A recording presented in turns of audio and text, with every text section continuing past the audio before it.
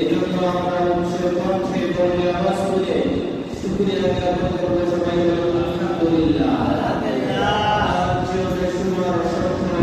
শুকরিয়া জ্ঞাপন করি এই মহান রব্বুল আলামিন আমাদেরকে রাসূলুল্লাহ সাল্লাল্লাহু আলাইহি ওয়াসাল্লামের সর্বশ্রেষ্ঠ উম্মত বানিয়েছেন। এই রাসূলুল্লাহ সাল্লাল্লাহু আলাইহি ওয়াসাল্লাম হচ্ছেন সাইয়্যিদুল মুরসালিন, ইমামুল মুরসালিন, খাতামুন নবিয়্যিন, রাহমাতুল লিল আলামিন, রাহাতুল আশিকিন, মুরাদুল মুশতাকিন, শামসুল আরিফিন। এই রাসূলুল্লাহ সাল্লাল্লাহু আলাইহি ওয়াসাল্লাম রাস্তা দিয়ে হেঁটে হেঁটে রাস্তার আশেপাশে থাকা পশু পাখিগুলো, গাছপালাগুলো এই রাসূলুল্লাহ সাল্লাল্লাহু আলাইহি ওয়াসাল্লামকে সালাম জানাতো। রাসূলুল্লাহ সাল্লাল্লাহু আলাইহি ওয়াসাল্লামের হাতের আঙ্গুলের ইশারায় আসমানের চাঁদ দ্বিখণ্ডিত হয়ে যেত। এই রাসূলুল্লাহ সাল্লাল্লাহু আলাইহি ওয়াসাল্লাম কোন এক ব্যক্তির দাবির প্রেক্ষিতে সে যখন বলল যে আপনি যে নবী, আপনাকে আমরা কিভাবে চিনব? রাসূলুল্লাহ সাল্লাল্লাহু আলাইহি ওয়াসাল্লাম বললেন যে যদি ওই খেজুর গাছটা আমার কাছে এসে নবী হিসেবে স্বীকৃতি দেয়, তুমি কি মেনে নেবে? ওই ব্যক্তি বলল আমরা মেনে নেব। রাসূলুল্লাহ সাল্লাল্লাহু আলাইহি ওয়াসাল্লাম বললেন তাহলে গাছকে দিয়ে তুমি বলো যে তোমাকে রাসূলুল্লাহ সাল্লাল্লাহু আলাইহি ওয়াসাল্লাম ডাকছেন। এই কথা শোনার সাথে সাথে গাছ তার শিকড় পাথর উঠতে ফেলে সে রাসূলুল্লাহ সাল্লাল্লাহু আলাইহি ওয়াসাল্লামের দরবারে এসে হাজির হয়ে সালামটা দিয়েছে। সুবহানাল্লাহ। রাসূলুল্লাহ সাল্লাল্লাহু আলাইহি ওয়াসাল্লামের দরবারে আবু জেহেল এসে হাতের মধ্যে মুষ্টি করে পাথর রেখে বলল যে বলো তো আমার হাতে কি আছে? আল্লাহ রাসূল বললেন আমি বলা লাগবে না, হাতে যে আছে সে যদি স্বীকৃতি দেয় আপনি কি আমাকে নবী হিসেবে মেনে নেবেন? আবু জেহেল মনে করলে পাথর কি আর কথা বলবে? আবু জেহেল তো জানে না যে পাথর রাসূলুল্লাহ সাল্লাল্লাহু আলাইহি ওয়াসাল্লামকে চেনে। যখন রাসূলুল্লাহ সাল্লাল্লাহু আলাইহি ওয়াসাল্লাম পাথরকে ডাক দিলেন, পাথর সাথে সাথে লা ইলাহা ইল্লাল্লাহ মুহাম্মাদুর রাসূলুল্লাহ সাল্লাল্লাহু আলাইহি ওয়াসাল্লাম বলে রাসূলুল্লাহ সাল্লাল্লাহু আলাইহি ওয়াসাল্লামকে নবুয়তের স্বীকৃতি দিয়ে দিলেন। সুবহানাল্লাহ। আশ্চর্য হয়ে গেল। পাথর এই নবীকে সালাম দেয়, পাথর এই নবীর কথা শুনে সেই রাসূলুল্লাহ সাল্লাল্লাহু আলাইহি ওয়াসাল্লামের উম্মত আমরা, ঠিক কি না? সেই রাসূলুল্লাহ সাল্লাল্লাহু আলাইহি ওয়াসাল্লামকে পেয়ে আমরা কি খুশি নাকি বেজার? আল্লাহ তাআলা বলেন কোরআনুল কারীমের সূরা ইউনূস 11 নম্বর পারায়, আমি যে আয়াতে কারিমা তেলাওয়াত করেছি, আল্লাহ তাআলা বলতেছেন কুল বিফাদলিল্লাহি ওয়া বিরহমাতিহি ফাবিযালিকা ফালইফরাহু হুয়া খায়রুম মিম্মা ইয়াজমাউন। আল্লাহ তাআলা বলেন হে হাবিব আপনি বলে দিন বিফাদলিল্লাহি ওয়া বিরহমাতিহি, আল্লাহ তাআলার অনুগ্রহ এবং রহমত, ফাবিযালিকা ফালইফরাহু, এই দুটো যারা পাবে পাওয়ার পরে তারা যেন খুশি উদযাপন করে। ফালইফরাহু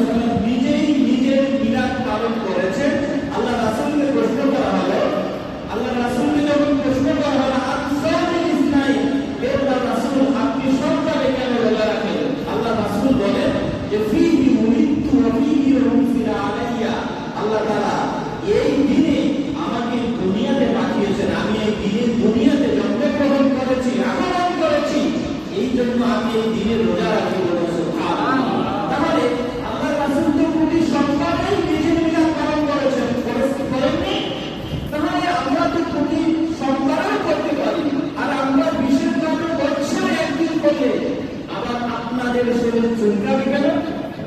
কারণ আল্লাহ রাসূল জন্মদিন পালন করবে, এতে আপনারা খুশি হবেন না বেজার হবেন? তাহলে তো বোঝা যায় আপনারা ইবলিসের ভাই।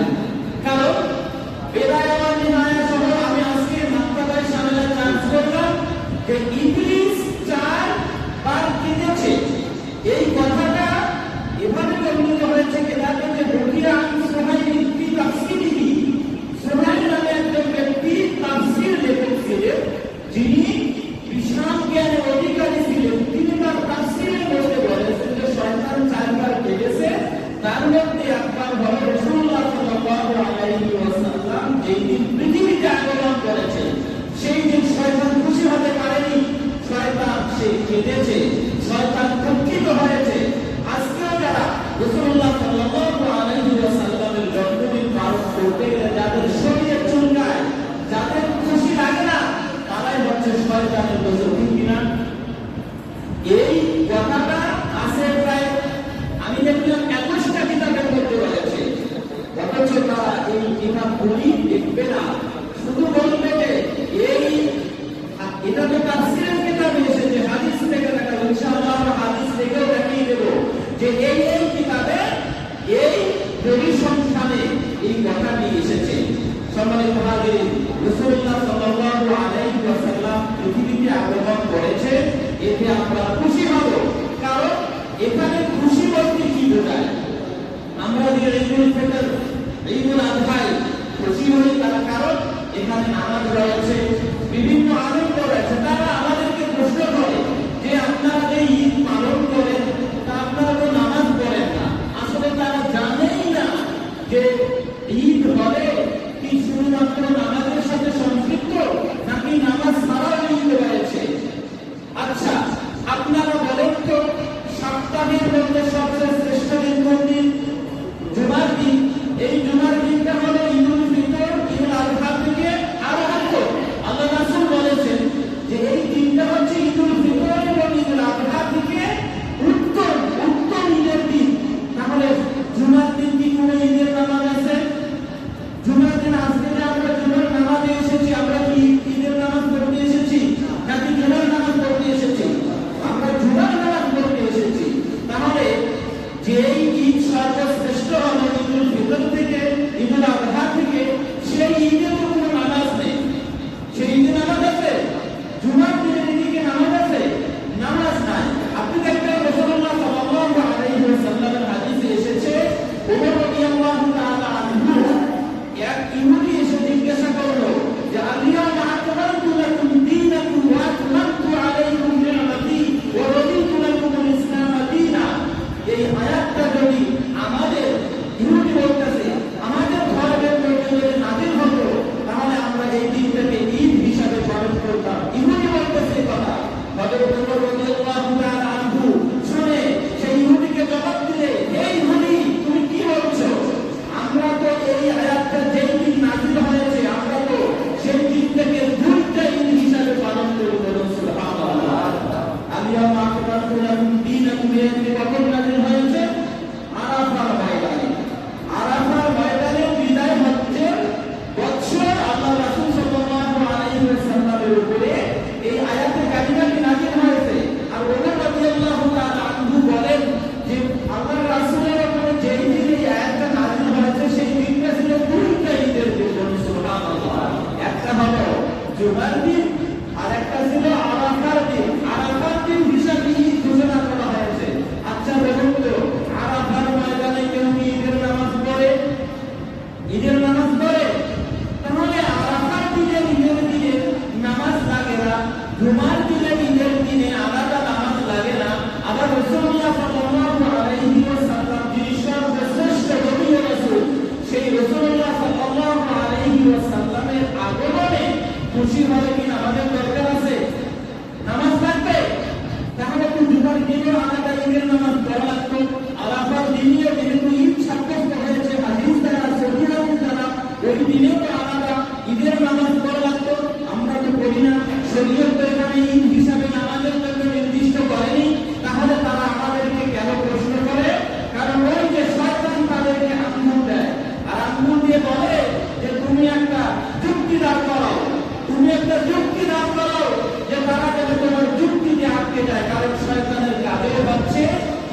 কথার ভেতরে যুক্তি জুগিয়ে দিয়ে তাদের কাছ থেকে ঈমানকে সরায় নেওয়া, মহব্বতকে আল্লাহ রাসূল সাল্লাল্লাহু আলাইহি ওয়াসাল্লামের মহব্বত থেকে উত্তরকে দূরে সরানো হচ্ছে তাদের কাজ।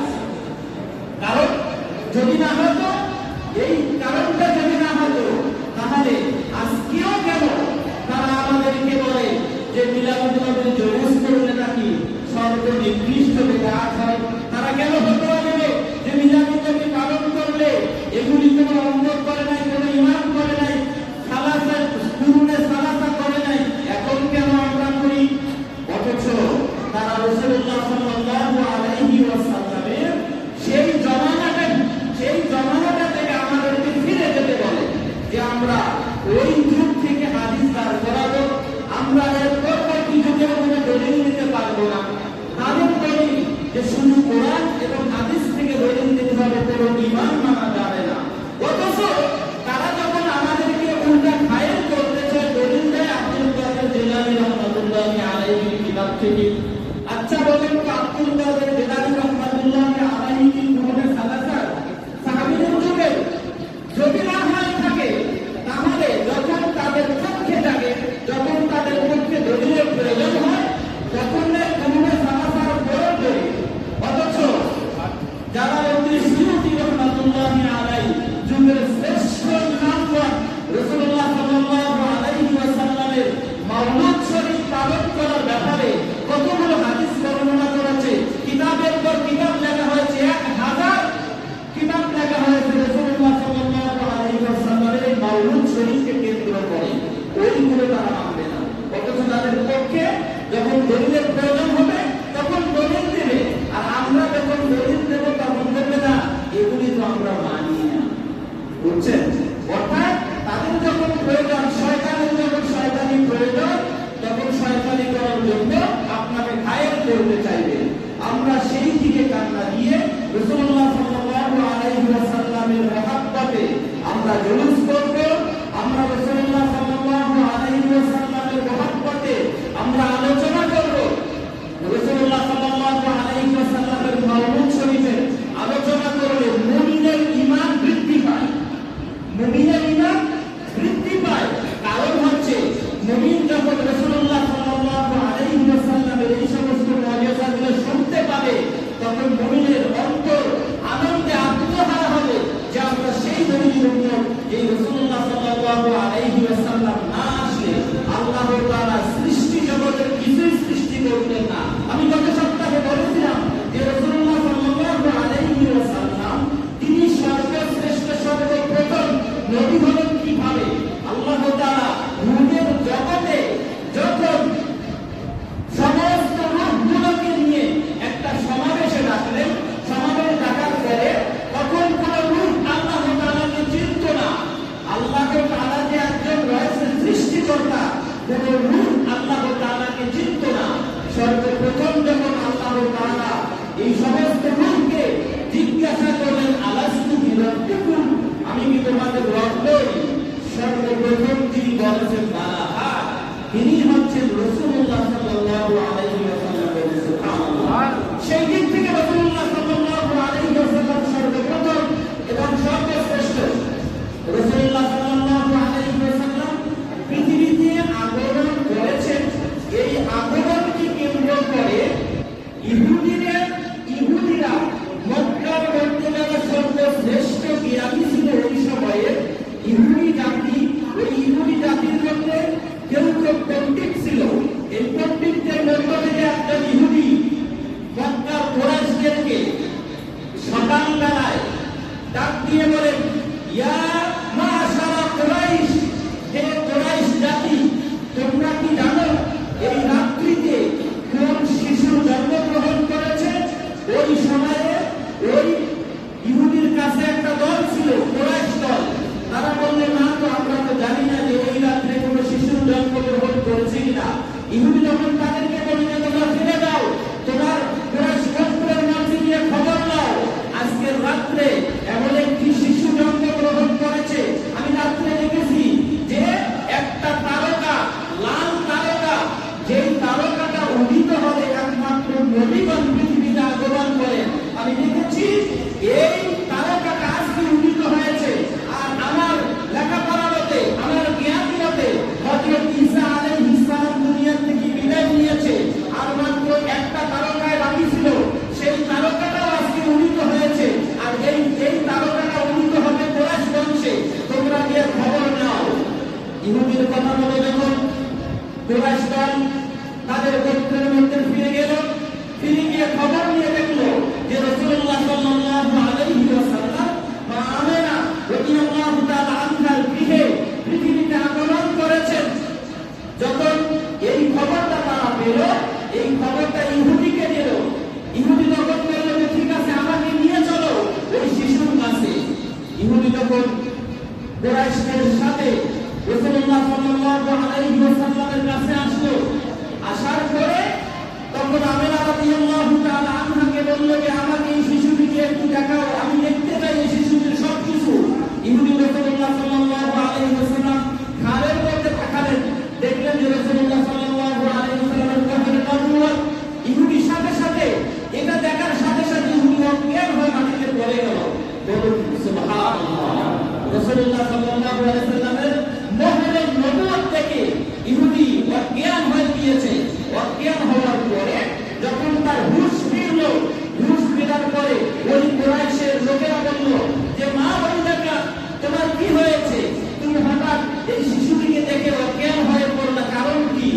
ওই ইহুদি তখন জবাব দেয় যে আমি এটা দেখার সাথে সাথে আমার হুঁশ অজ্ঞান হয়েছে। তার কারণ হলো আমি দেখেছি যে আল্লাহ তাআলা হযরত ইব্রাহিম আলাইহিস সালামের পর থেকে ইসমাঈল আলাইহিস সালামের পর থেকে যে নবুয়তের ধারাটা ছিল, এটা ছিল বনী ইসরাঈলের মধ্যে। আল্লাহ তাআলা পৃথিবীতে হযরত ইসমাঈল এবং ইসহাক ওনারা দুই ভাই। ইব্রাহিম আলাইহিস সালামের দুই পুত্র ইসহাক আলাইহিস সালাম, আরেকজন হলো ইসমাঈল আলাইহিস সালাম। ইসহাক আলাইহিস সালাম থেকে সব নবী এসেছে। ইসমাঈল আলাইহিস সালামের বংশধর হলো রাসূলুল্লাহ সাল্লাল্লাহু আলাইহি ওয়াসাল্লাম। ইহুদি বলতে চাচ্ছে যে আমাদের এই বনী ইসরাঈলের মধ্যে যত নবী এসেছে, আজকে থেকে এই শিশু জন্মগ্রহণ করার কারণে বনী ইসরাঈল থেকে নবুয়ত কেটে গিয়ে হযরত ইসমাঈল আলাইহিস সালামের বংশে নবুয়ত চলে এসেছে। বলুন সুবহানাল্লাহ। এই জন্য আমি অজ্ঞান হয়ে গিয়েছি। ইহুদি জানিয়ে দিল যে এই শিশুটি হবে সর্বশ্রেষ্ঠ নবী ও রাসূল। তোমরা তাদেরকে ভালো করে দেখাশোনা করে রাখবে, কারণ তার মাধ্যমে তোমরাই হবে তার সাহায্যকারী।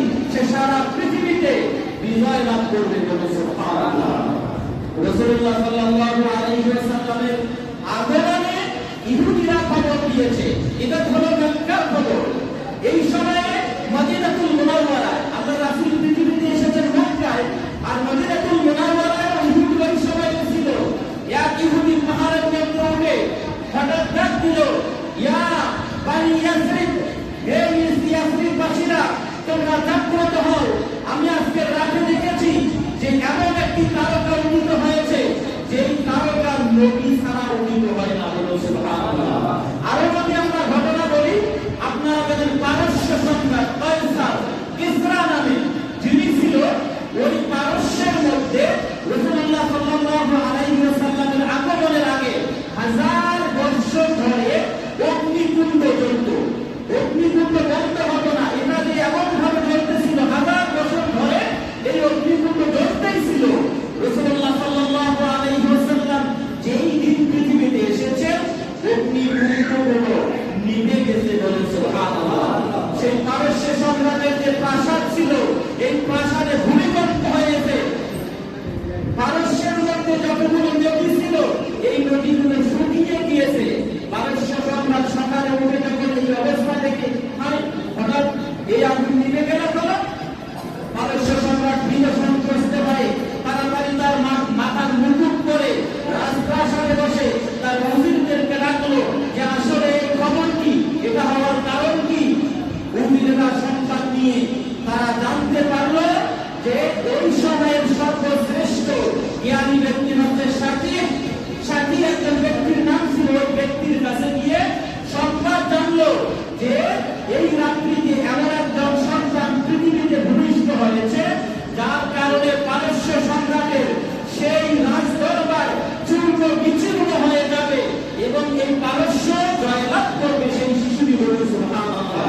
এই কিসরা সে সাথীদের কাছ থেকে সে জিজ্ঞাসা করেছে যে সেটা কত বছরের মধ্যে হতে পারে। সাথী বলেছে যে তোমার পরে 14 জন শাসক আসবে, এই 14 জন শাসক যখন দুনিয়া থেকে বিদায় নিবে পুরো এই পারস্য শহর তাদের হাতে চলে যাবে। সুবহানাল্লাহ। সাথীর কথা মতো পারস্য সম্রাট জীবিত থাকাকালে রাসূলুল্লাহ সাল্লাল্লাহু আলাইহি ওয়াসাল্লামের জীবিতকালে এবং ওমর রাদিয়াল্লাহু তাআলা আনহুর জীবিতকাল পর্যন্ত প্রায় 10 যুগ গত হয়ে গিয়েছিল। আর হযরত উসমান রাদিয়াল্লাহু তাআলা আনহুর সময়ে পুরো 14 জন শাসক শেষ হওয়ার পরে উসমান রাদিয়াল্লাহু তাআলা আনহুর সময়ে পুরো পারস্য মুসলমানদের হাতে বিজয় লাভ করেছে। সুবহানাল্লাহ। সেই রাসূলুল্লাহ সাল্লাল্লাহু আলাইহি ওয়াসাল্লামের আগমনের রাত্রিতে এগুলি ভবিষ্যৎবাণী করা হয়েছে। তাহলে সম্মানিত হাজিরিন, এই রাসূলুল্লাহ সাল্লাল্লাহু আলাইহি ওয়াসাল্লামের আগমনের কারণে অগ্নিকুণ্ড নিভে যায়। এই রাসূলুল্লাহ সাল্লাল্লাহু আলাইহি ওয়াসাল্লামের আগমনের কারণে বাইতুল্লাহ শরীফে 360টি মূর্তি ছিল। প্রত্যেকটা মূর্তি ভেঙে নিচেই ভেঙে চূর্ণাচার হয়ে তার ভেতরে যে স্বর্ণগুলো ছিল এই স্বর্ণগুলো বের করে দিয়েছিল। সুবহানাল্লাহ। সেই রাসূলুল্লাহ সাল্লাল্লাহু আলাইহি ওয়াসাল্লাম পৃথিবীতে আগমন করেছে। আমরা এই বিষয়ে একটা মাহফিল করব। আপনারা জানেন গত সপ্তাহে আমরা কালেকশন করেছি। আমরা গত সপ্তাহে যে কালেকশন করেছি এই কালেকশনে আপনারা অনেকে অংশগ্রহণ করেছেন, আবার অনেকে অংশগ্রহণ করেননি। আপনারা অংশগ্রহণ করবেন রাসূলুল্লাহ সাল্লাল্লাহু আলাইহি ওয়াসাল্লামের মহব্বতে। আপনারা অংশগ্রহণ করবেন কার মহব্বতে? আল্লাহ রাসূলের মহব্বতে। আরে আল্লাহ রাসূল সাল্লাল্লাহু আলাইহি ওয়াসাল্লামের মহব্বত যদি না থাকে আপনি তো ঈমানদার হতে পারবেন না। আল্লাহ রাসূল সাল্লাল্লাহু আলাইহি ওয়াসাল্লামের হাদিস গ্রন্থের মধ্যে সর্বশ্রেষ্ঠ হাদিস গ্রন্থ হলো সহিহুল বুখারী। সহিহুল বুখারীতে একটি বাব অধ্যায় রচনা করা হয়েছে হুব্বুর রাসূল মিনাল ঈমান। আল্লাহ রাসূল সাল্লাল্লাহু আলাইহি ওয়াসাল্লামের ভালোবাসাই হচ্ছে ঈমান। এই অধ্যায়ের মধ্যে যে হাদিসগুলো আনা হয়েছে সেই হাদিসগুলো হচ্ছে লা ইউমিনু আহাদুকুম হাত্তা আকুনা আহাব্বা ইলাইহি মিন ওয়ালিদিহি ওয়া ওয়ালাদিহি ওয়ান নাসি আজমাইন। সুবহানাল্লাহ। রাসূলুল্লাহ সাল্লাল্লাহু আলাইহি ওয়াসাল্লামকে যতক্ষণ পর্যন্ত একজন নবী নিজের চাইতে, নিজের বাবা-মার চাইতে সমস্ত কিছু থেকে বেশি ভালোবাসবে না ততক্ষণ পর্যন্ত ওই ব্যক্তি পরিপূর্ণ ঈমানদার হতে পারবে না। তাহলে আমরা আল্লাহ রাসূলের ভালোবাসায় এই মাহফিলে অংশগ্রহণ করব। কারণ মাহফিলটা হচ্ছে কার? আল্লাহ রাসূল সাল্লাল্লাহু আলাইহি ওয়াসাল্লামের নামে। যে রাসূলুল্লাহ সাল্লাল্লাহু আলাইহি ওয়াসাল্লাম আপনাকে কাল কিয়ামতের ময়দানে সুপারিশ করবে। আল্লাহ রাসূল সাল্লাল্লাহু আলাইহি ওয়াসাল্লাম হচ্ছেন আউয়ালু শাফিঈ, যার সুপারিশ আল্লাহ তাআলা একমাত্র কবুল করবেন কিয়ামতের ময়দানে। তিনি হচ্ছেন মুহাম্মদুর রাসূলুল্লাহ সাল্লাল্লাহু আলাইহি ওয়াসাল্লাম। সেই রাসূলের মহব্বতে আপনারা অংশগ্রহণ করবেন। আপনারা যারা দেন নাই বেশি করে দিবেন। কারণ আল্লাহ রাসূল সাল্লাল্লাহু আলাইহি ওয়াসাল্লামকে যে যত বেশি ভালোবাসতে পারে সে তত বেশি ঈমানদার হয়। এইজন্য আমরা রাসূলুল্লাহ সাল্লাল্লাহু আলাইহি ওয়াসাল্লামের মহব্বতে আপনি বেশি বেশি দরুদ শরীফ পাঠ করবেন। আল্লাহ রাসূলের মহব্বতে আমি গত মাগরিবের সময় বলেছিলাম যে আল্লাহ রাসূলের মহব্বত হবে তখনই যখন একজন ব্যক্তি তার সবকিছু দিয়ে আল্লাহ রাসূলকে বেশি ভালোবাসবে। গত মাগরিবের সময় বলেছিলাম আল্লাহ রাসূল সাল্লাল্লাহু আলাইহি ওয়াসাল্লাম বলেছেন ইন্নাল্লাহা ইস্তাহয়ী যু সাইবাতি। আল্লাহ তাআলা একদল মানুষকে দেখে লজ্জা বোধ করে। সেই মানুষেরা কারা? যার মুখের মধ্যে সাদা দাড়ি রয়েছে। সুবহানাল্লাহ। এক মুহাদ্দিস সে কবরে চলে গেল। গত মাগরিবের সময় বলেছিলেন এক মুহাদ্দিস সে কবরে চলে গেল। কবরের মধ্যে তাকে প্রশ্ন করা হলো তুমি দুনিয়া থেকে কি নিয়ে এসেছো? ওই মুহাদ্দিস বলল আমি কিছু নিয়ে আসিনি, সাদা দাড়ি নিয়ে এসেছি। ফেরেশতাকে যখন বলল যে আমি দাড়ি নিয়ে এসেছি, ফেরেশতা বলল এ কেমন উত্তর? সে দুনিয়া থেকে সাদা দাড়ি নিয়ে এসেছে, আর কিছু নিয়ে আসে নাই। ফেরেশতা আল্লাহ তাআলার কাছে চলে গেল। ফেরেশতা আল্লাহ তাআলা প্রশ্ন করলেন যে তুমি দুনিয়া থেকে কি নিয়ে এসেছো? ওই মুহাদ্দিস বলল আমি কিছু নিয়ে আসি নাই, আমার কোনো আমল নেই, শুধুমাত্র সাদা দাড়ি নিয়ে এসেছি। আল্লাহ তাআলা বললেন আশ্চর্য ব্যাপার, এই দাড়ি দিয়ে কি হবে? তখন ওই মুহাদ্দিস জবাব দিল যে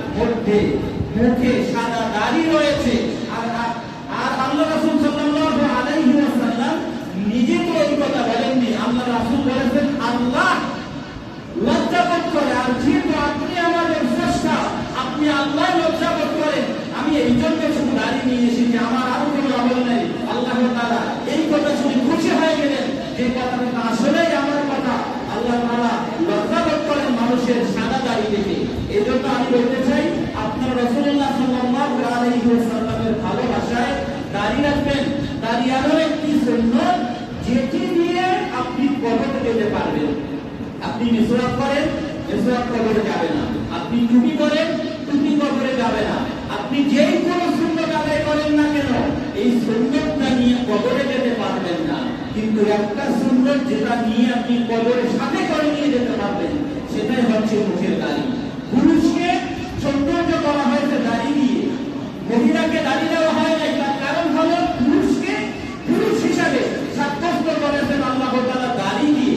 অথচ আমরা দাড়ির প্রতি কত অবিচার চালাই। রাসূলুল্লাহ সাল্লাল্লাহু আলাইহি ওয়াসাল্লামের মহব্বত যদি আমাদের অন্তরে থাকে, তাহলে দাড়ি দিয়ে কবরে যাওয়ার চেষ্টা করবেন। কারণ আপনি দুনিয়াতে কি আমল করলেন আর না করলেন, কবরে যাওয়ার সাথে সাথে ফেরেশতা আপনার চেহারার দিকে তাকাবে। ফেরেশতা আপনার চেহারার দিকে তাকাবে। তাকানোর সাথে সাথে যদি আপনার মুখমণ্ডলটা দেখেই যদি ফেরেশতার চেহারা মলিন হয়ে যায়, তাহলে আপনি কি মনে করেছেন? আপনি কি সেখানে আপনার উত্তর যদি ভুল হয় বা যেটাই হোক না কেন, আপনি যদি কবরে যাওয়ার সাথে সাথে যদি আপনার এইরকম দাড়ি না থাকে, আপনার পুরুষ হিসাবে আপনাকে ফেরেশতা দেখতে না পায়, আপনি কি জবাব দেবেন রাসূলুল্লাহ সাল্লাল্লাহু আলাইহি ওয়াসাল্লামের কাছে? তাই আমি আজকে বিশেষভাবে আপনাদেরকে বলতে চাই, আপনারা রাসূলুল্লাহ সাল্লাল্লাহু আলাইহি ওয়াসাল্লামকে ভালোবাসেন, আমরা ভালোবাসি। এটা প্রমাণ পাবে আল্লাহ রাসূলের সুন্নতের মাধ্যমে। আপনি সুন্নত দেখান আল্লাহ রাসূলকে যে না আমি দাড়ি নিয়ে এসেছি, আল্লাহ রাসূলকে মহব্বত করি, এটা প্রমাণ করে দেন। তাহলে আপনি একজন খাঁটি সুন্নি হতে পারবেন, খাঁটি আশিক হতে পারবেন। আল্লাহ তাআলা আমাদেরকে কথাগুলো বোঝার তৌফিক দান করুন সকলে।